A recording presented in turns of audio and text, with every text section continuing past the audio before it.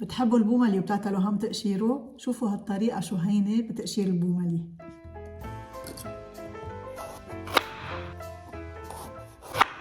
وبقصوا شقف عراض.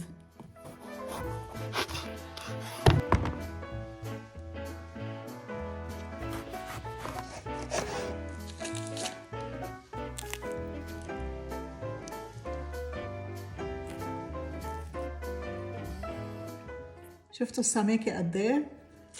بفتحها بصيروا ينفكوا كل قطعة لحالها.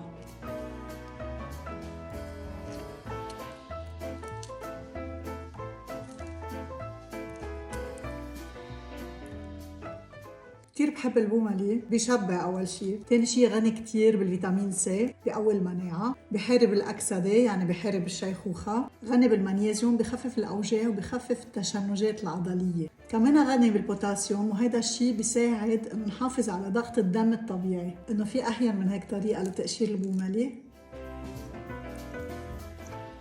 إذا كنتوا عم تعملوا دايت وحابين تاكلوا فواكه غني بالفيتامين سي، بالمغنيسيوم، بالبوتاسيوم وعنده خصائص بتحارب الأكسدة وبنفس الوقت ما في كتير سعرات حرارية، ما إلكن غير البوملي.